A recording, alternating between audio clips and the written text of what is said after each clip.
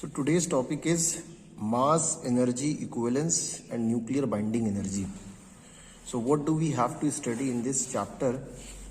The mass energy relation we have to study, mass defect, binding energy पर nucleon and its variation with mass. तो इसमें graph पढ़ना है हम लोग को बाइंडिंग एनर्जी पर न्यूक्लियन वर्सेस मास नंबर पे.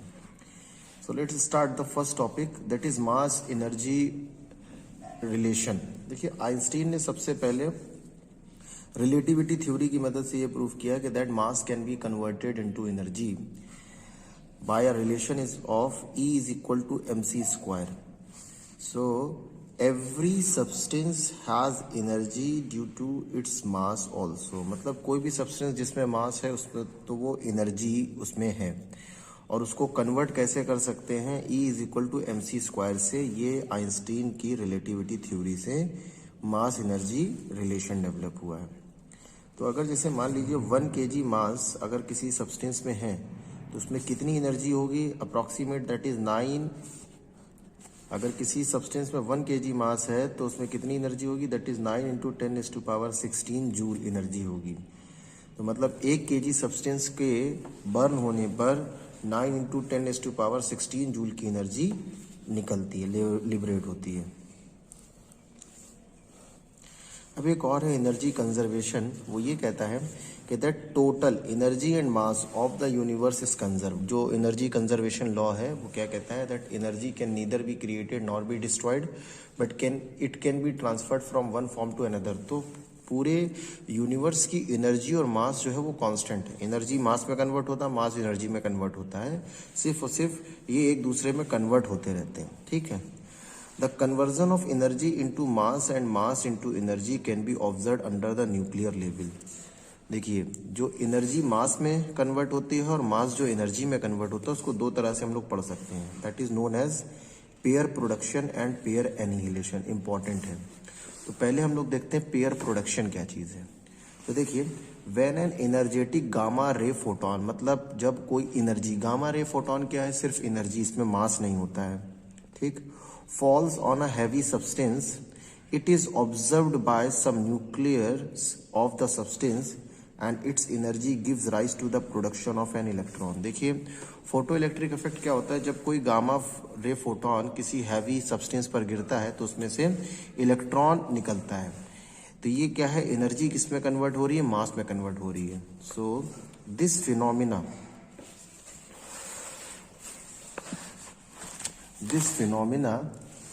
in which energy is converted into mass called pair production. तो the phenomena in which energy is converted into mass is called pair production. इतना आप याद कर लेंगे. क्वेश्चन बनता है what is pair production, explain with example. तो आप ऐसे लिखेंगे the phenomena in which energy is converted into mass is called pair production. For example, when gamma ray photon falls over a heavy substance, it give rise the production of electron which is known as a photoelectric effect. ठीक है. और इसको कैसे represent कर सकते हैं? देखिए gamma photon की एनर्जी होती है h न्यू. जब एक गामा फोटोन किसी हैवी सब्सटेंस पे गिरता है तो एक इलेक्ट्रॉन और एक पॉजिट्रॉन निकलता है. ये डायग्राम की मदद से समझाया गया, ये भी इंपॉर्टेंट है, इसको भी समझ लेते हैं हम लोग. अगर एक गामा रे फोटोन किसी हैवी न्यूक्लियस पे गिरे तो उस हैवी न्यूक्लियस से ये एनर्जी एब्जॉर्ब कर ली जाती है और एक इलेक्ट्रॉन और एक पॉजिट्रॉन लिबरेट होता है. ठीक. अब इस पे 2016-17 में क्वेश्चन आया था कि जब एक इलेक्ट्रॉन, एक गामा फोटोन किसी सब्सटेंस पे गिरता है तो उसमें से इलेक्ट्रॉन और पॉजिट्रॉन निकलते हैं. तो एक इलेक्ट्रॉन के इजेक्शन में कितनी एनर्जी चाहिए होती है?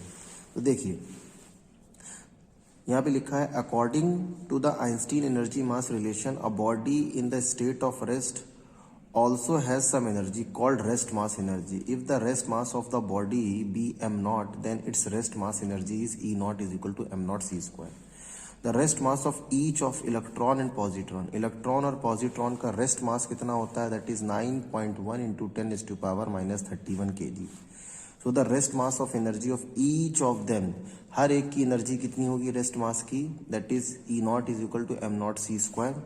On solving, we will get the energy of each electron and positron must be 0.51 mega electron volt. मतलब एक इलेक्ट्रॉन को इजेक्ट करने के लिए 0.51 मेगा इलेक्ट्रॉन वोल्ट की एनर्जी चाहिए, और एक इलेक्ट्रॉन और एक पॉजिट्रॉन को लिबरेट करने के लिए कितनी एनर्जी चाहिए, जस्ट इसका डबल।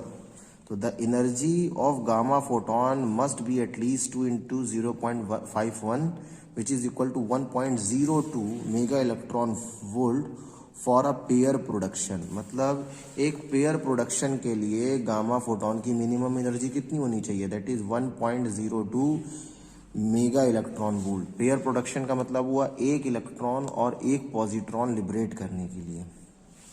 देखिए, if the energy of gamma photon is more than 1.02 mega electron volt, then electron and positron are produced and the energy in excess of 1.02 mega electron volt is obtained as kinetic energy of this particle.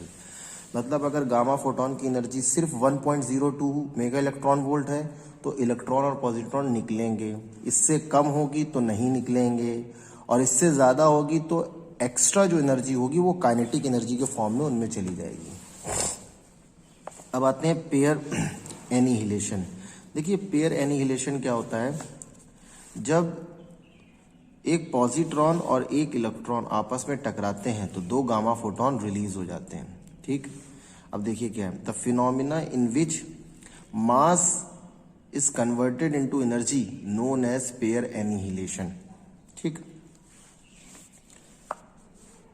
अब देखिए, whenever an electron and a positron comes very close to each other, they annihilate each other by combining together and two gamma photon are produced.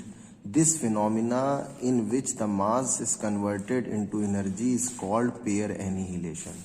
तो pair annihilation भी important है और pair production भी important. ये equation दी गई है, एक electron और एक पॉजिट्रॉन आपस में जब मिलते हैं तो दो गामा फोटोन रिलीज होते हैं। In this the mass is converted into energy. अब आते हैं नेक्स्ट टॉपिक है मास डिफेक्ट। तो देखिए, मास डिफेक्ट क्या है, पहले हम लोग समझते हैं कि न्यूक्लियस के लिए मास डिफेक्ट कैसे समझना होता है। देखिए, न्यूक्लियस के अंदर लाई करने वाले प्रोटॉन और न्यूट्रॉन जो होते हैं वो न्यूक्लियॉन्स कहलाते हैं। तो अलग अलग प्रोटॉन और न्यूट्रॉन्स का मास न्यूक्लियस के मास से ज़्यादा होता है, मतलब थोड़ा सा मास कम हो जाता है न्यूक्लियस बनने में। तो ये जो डिफेक्ट है that is known as mass defect.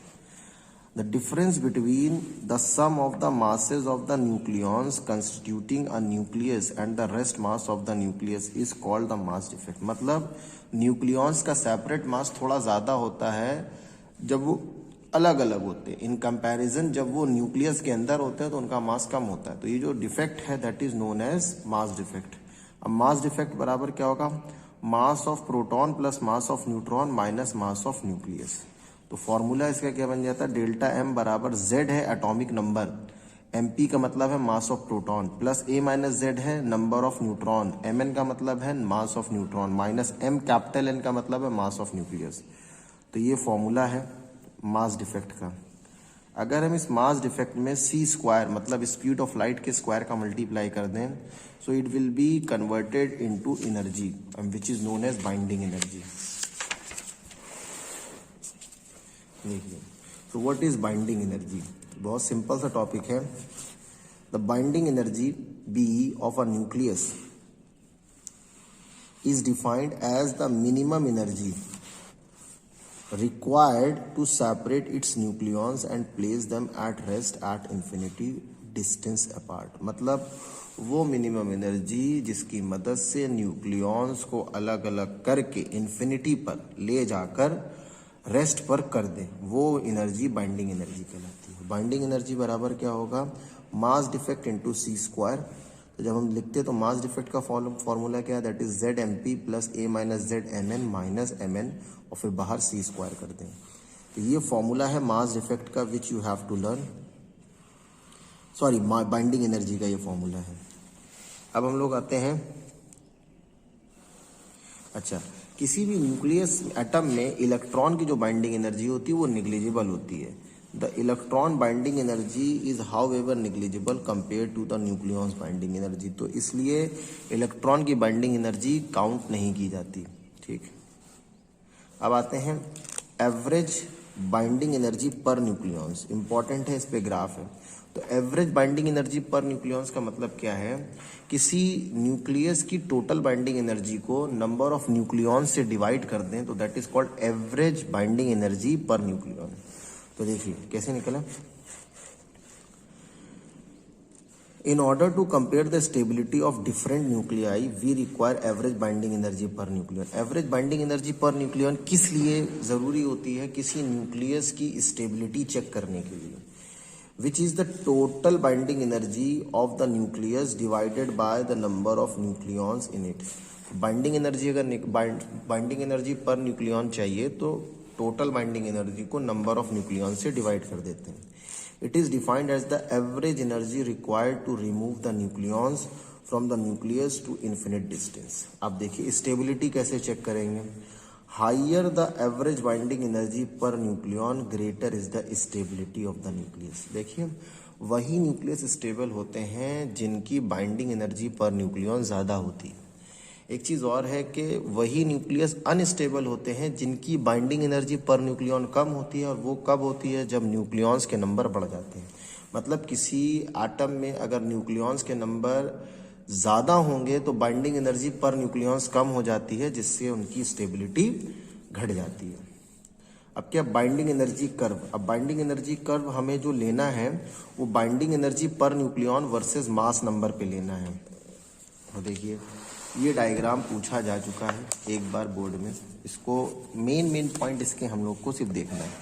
देखिए ये वाई एक्सिस है and this is x axis. तो देखिए एक्स एक्सिस पे हम लोग लेते हैं मास नंबर। ठीक, मास नंबर 0 से 240 तक जाएगा। ठीक है, और 20 का डिफरेंस लेते हैं। और वाई एक्सिस पे हम लोग लेते हैं एवरेज बाइंडिंग एनर्जी पर न्यूक्लियन। 0 से 1 2 3 4 5 6 7 8 9 इलेक्ट्रॉन मेगा इलेक्ट्रॉन वोल्ट तक है। तो इसको क्या सिर्फ याद करना है इस कर्व को, और इस कर्व में कोई भी चीज़ ऐसी नहीं है कि आपको प्रैक्टिकल की मदद से निकालना है। सपोज दैट आपको पहला पॉइंट ये याद करना है, that is position of hydrogen, then lithium, helium, carbon, nitrogen, oxygen, fluorine, iron and uranium. इन पॉइंट्स को आपको याद करना है और इसी अकॉर्डिंग आपको ग्राफ की प्रैक्टिस करनी है। इंपॉर्टेंट है, 2 मार्क्स में ये क्वेश्चन पूछा जा चुका है। क्वेश्चन क्या था? ड्रॉ द बाइंडिंग एनर्जी पर nucleon versus mass number graph. ठीक है, तो ये 2 नंबर में पूछा जा चुका है, ज़्यादा टफ नहीं है। सिर्फ आपको पॉइंट याद रखने हैं कहाँ कहाँ पे थे। जैसे हाइड्रोजन का पॉइंट आप ये याद रखिए 1 के करीब था, हीलियम 7 के आसपास था। ठीक है, लिथियम 5 और 6 के बीच, कार्बन 8 और 7 8 के करीब है, नाइट्रोजन जो है वो 7 के करीब था, ऑक्सीजन 8 पे रहा। ठीक है, फिर फ्लोरीन और कार्बन लगभग एक हाइट पे रहे हैं। फिर आयरन रहा है 9 और 8 के बीच में, और यूरेनियम कहाँ पर है? 7 से अबव। तो ये पॉइंट याद करने और इसको इसी स्टाइल से कर्व बनाने की प्रैक्टिस करनी है। अब आते हैं इसमें कुछ ऐसे न्यूमेरिकल्स पे जो बोर्ड्स में पूछे जा चुके हैं। उन न्यूमेरिकल्स की हम लोग थोड़ी प्रैक्टिस कर लेते हैं।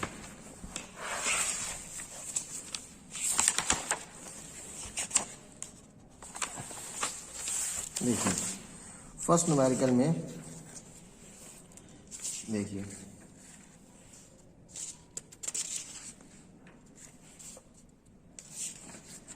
Let's see the numerical. कह रहे हैं how much energy will be created if 1 gram of matter. तो देखिए मास कितना दिया गया है? Mass is equal to 1 gram.